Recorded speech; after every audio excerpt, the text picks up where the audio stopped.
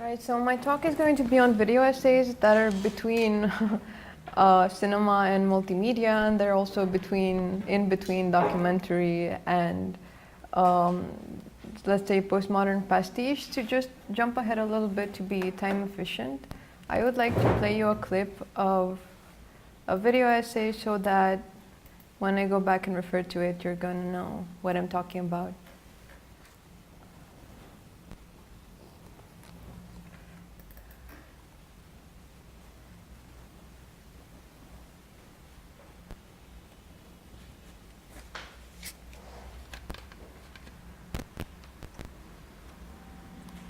In 1936, the American assemblage artist Joseph Cornell extracted footage from east of Borneo, a universal program made 5 years earlier, and combined it with other found footage to produce his best-known film, Rose Hobart.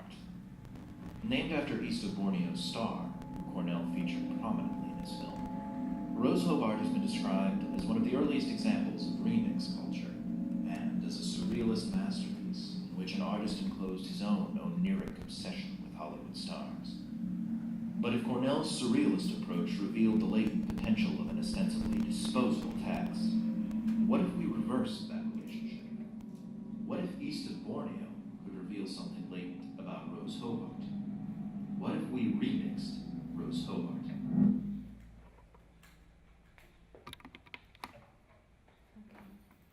Unfortunately, this would be half my presentation time, so we don't afford it.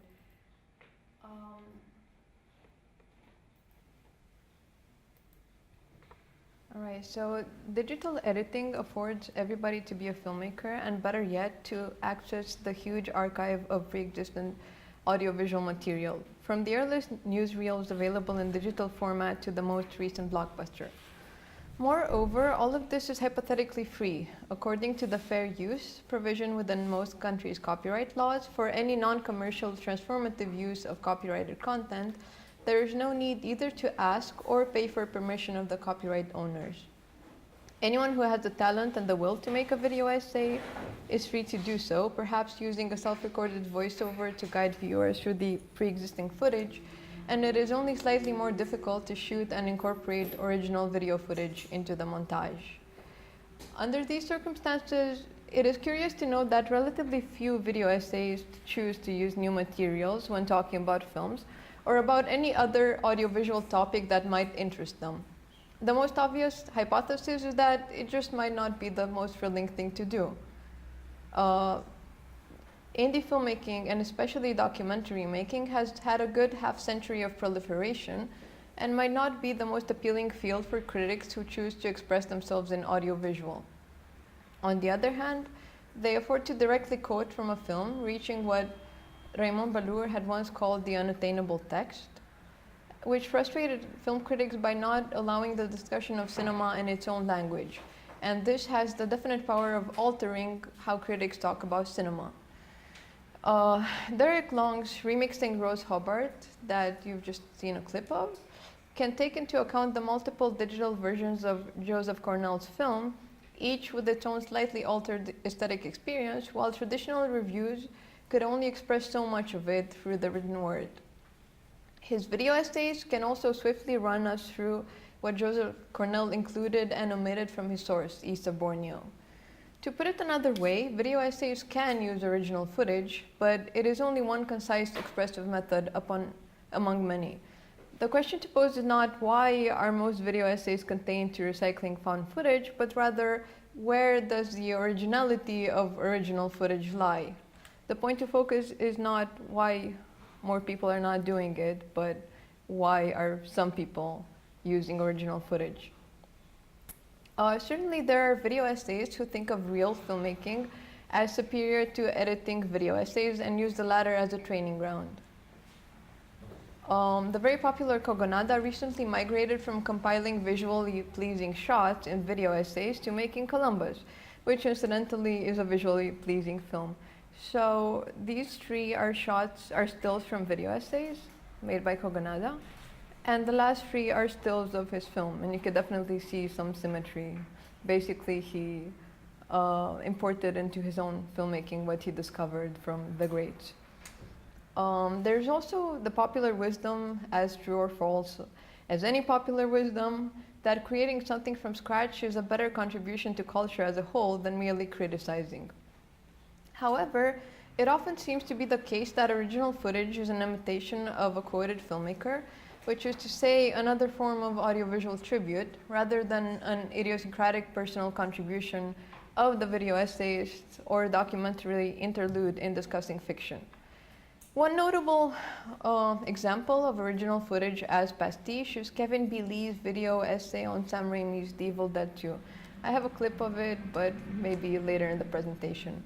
It begins with a rush tracking shot through the passageways of an apartment building, ending in a room with a corpse and the screen, and then it continues with the footage on the screen, with Sam Raimi's footage.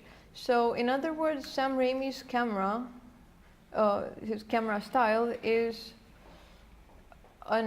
introduced first by pastiche and then by direct quoting, by using original footage.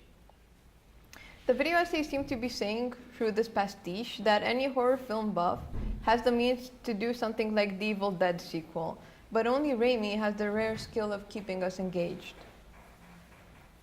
It is worth pointing out that one cinephile's impulse to lose themselves in the works of art has been on display in the cinema for more than 5 decades. I actually gave you a spoiler for this one.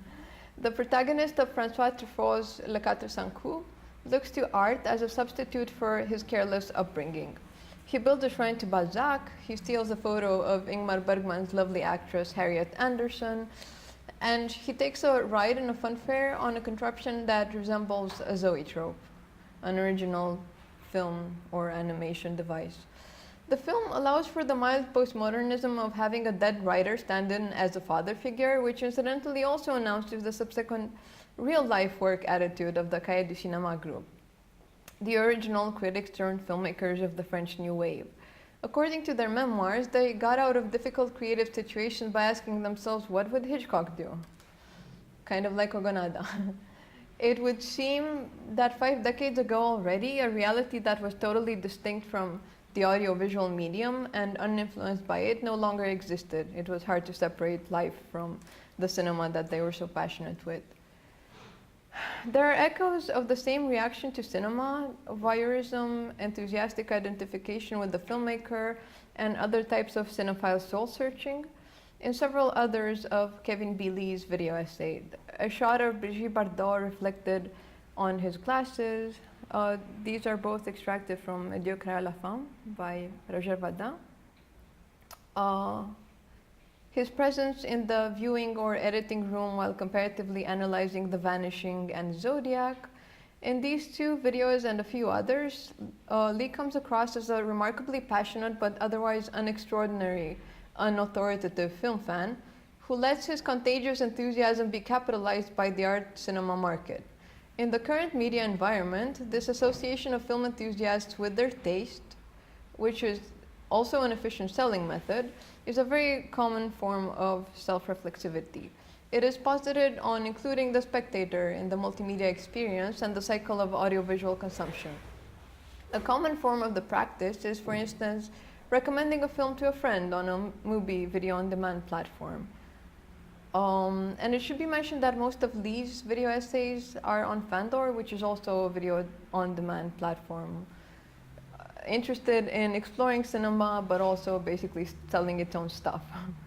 Notably, this practice of watching films with a virtual seatmate became so widespread as to give YouTube the idea of an April Fool's prank. In 2016, the online video service announced that they would soon offer a Snoopavision button for their 360 videos, which would allow users to watch clips with Snoop Dogg commenting on them from a cinema seat. So basically you would be somewhere in here and you could pan left and right. As you can see, this is one of the few slides where I have only one image because Snoop Dogg needs the whole screen to himself. It might be revealing that further on in Lee's career as a video essayist, he switched from recordings of his presence physically in his room to desktop documentary, which is a recording of his browsing activity, basically totally leaving the real world into the virtual. The latter may give a more accurate record of the subjective engagement with cinema, and conveyed the idea that we are all our online explorations, basically. So this is still with Kevin B. Lee in the frame, but this is, if you would see this live, it would be kind of like what I'm doing now, just a mouse moving through the screen and several switches in the windows and so on. Truly, after 120 years of cinema, it is difficult to detach the cinephile convention from reality. Indexicality seems to be all but dead. Mark Cousins' massive The Story of Film and Odyssey, which is a TV series, chronicles canonical films while using contemporary on-location shooting from the film's original production setting. It is a cue for acknowledging Cousins' serious investment in the art of cinema that he would leave the comfort of his living room and travel all the way to various continents where the films were made. In a sense, they fulfill the normative requirement of documentary seriousness, just like the interviews conducted by Cousins with the filmmakers and stars of the films he discusses. They contribute to the impression of authentic quest, regardless of how little they actually contribute to our environmental knowledge, if you only see, one shot per continent or one shot per country. Obviously, the faraway landscapes are no more real and revelatory than the TV interview convention, but they help detach Cousin from the average film fan, if only by proving that he earns substantial funding for the story of film. Cousins is by no means a first-generation globetrotting film diarist. He has great precursors in Joris Evans, Agnes Varda, Chris Marker, whose globetrotting was accompanied by image gleaning, and it left audiovisual alternatives to official histories of the cinema, of the world, which Cousins is pretty much emulating while still sticking to a conventional format. So far I have treated documentary and fiction as pretty much clear-cut categories, but even for the purposes of this presentation, this warrants a more in-depth discussion. Philip Rawson persuasively argues that documentary is discursive as well, and thus is similar to fiction in creating a sequence for inclusion and omission. He makes this analogy in 1993, about 15 years before the advent of the digital audiovisual essay, but the concept of sequence very well extends to them. He argues that documentaries operate a selection of material, creating the sequence to conform to more historical expectations than possible in a newscast. So it quenches the viewer's first thirst for meaning, but it still has some sort of indexical value. Elsewhere, Rostin focuses his attention on one of the founding fathers of the documentary, Dziga Vertov, whom he argues that he can now hardly study chronologically without applying the auteur marks we detect in hindsight. So basically, he's looking at the original footage he was recording as a cameraman, and he's still looking for Dziga Vertov moments, although at that point, he might have not been very developed stylistically. He also describes him, if one is to read between the lines, as a prototype for the intermedial artist. I prefer to paste this instead of read it, but he treats Dziga Vertov in terms of arrangements of images and sounds, differentiations of filmic and everyday temporality. So basically, he's treating propaganda films and also documentary films as something that is basically a multimedia formal experiment. It should be added that documentaries have already had a long history of remote epistemic searches and distrust in the relevance of eyewitness footage. Loin du Vietnam, Far from Vietnam, is made at the height of the international media spectacle of the Vietnam War as a collective film by remarkable and mainly French filmmakers, and only one of them gained access to Vietnam to film original footage of it. So Joris Evans could get into Vietnam and make a legit documentary, but the other ones were confined to using footage that was already available in the media. And also Videograms of a Revolution, the Harun Farocki and Andrei Ushika film made in 1992, does include the original footage of the change of regime, and it does contrast amateur footage with the official television discourse from before and after the death of the Ceausescu couple, but it is highly skeptical that such material might hold an irrevocable truth in the midst of such political chaos. How could you understand all of this by just filming in the streets? To this loss of authenticity that was already palpable in the authentic recorded film stock, one ought to add the loss of indexicality. And indeed, the transition to digital cinema means that there is no longer a direct connection of the object in front of the camera and its recording, because in photographic experience you really have a figure traced in light, but digital recording is a rendition of 2D space and color. So it's totally coded and there's no direct relation. The pretense of digital cinema of accuracy and objectivity may be a moot point.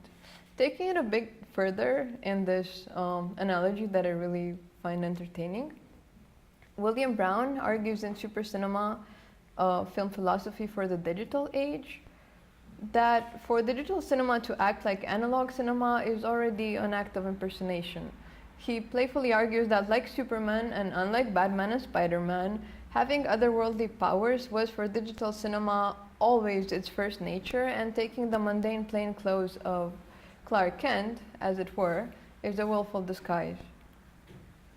Going back to the precise form of digital footage that is the video essay, it is useful to speculate, even in a non-prescriptive way, on what is in its true nature and what is a disguise. Authority would probably be a delicate point. While there still is such a thing as a valuable opinion in the online sphere, due to the social media infrastructure of the video platforms, hierarchies are looser. Moreover, there's an inbuilt response culture, which means that image production is at the basis of online exchange. If you want to get to someone, you have to produce a video clip and upload it on YouTube as well. I would like to very briefly sum up a video polemic that is between a popular and brilliant video essayist, Tony Zhou, and a music scholar that might be a lot lesser known, Dan Golding. Zhou made a video called The Marvel Symphonic Universe, where he interviews people on the streets of Vancouver about unmemorable Marvel soundtracks. He basically goes to people and asks, which Marvel soundtrack do you recall? And they recall, Harry Potter soundtracks, they recall, Ridley Scott soundtracks, but no Marvel soundtrack ever stayed in anybody's mind. And then he argues that they are forgettable because of the dreaded temp track, which makes all film music sound the same, which means that basically a director and an editor use a soundtrack that already existed for another film while editing, and then the composer gets the task to replace it, but usually to replace it to something that is so similar that is basically, on the fringe of a breach of copyright. And Zhou's theory is that this is why Marvel music sucks. And Golding replied, also trying his best to keep a pop video idiom, to point out that Zhou is simplifying things, that temp tracks are not a new thing, but digital music composition and the narrowing of sources of influence are. Basically that everyone is copying each other, not necessarily that it matters how they do it. He puts himself on on screen in a tiny room to prove that these unglamorous conditions are all that is needed to make music. Why did Tony Zhou shoot moviegoers and interview people on the street about film music? Was he producing new knowledge or just catering to his online film buff donors? And why did Golding wave at the camera from his tiny room? Was there any need of more evidence that he can confine himself to a laptop to create music? Is there really a difference between working on a laptop in a small room or in a larger living room? In these films, original footage works as a rhetorical device, signaling inclusion in the case of Tony Zhou and openness in the case of Dan Golding, rather than supporting the verbal argument. Carefully considering original footage in video essays on a case-by-case basis, it becomes pretty obvious that there is no hard documentary fiction polarization to make, and incorporating original footage is rather like familiarizing a new guest with the house rules. Do we have time to show 1 minute of the Kevin Dili clip? 2 minutes, 1 minute or 2 minutes, yes. 1 minute for finding it.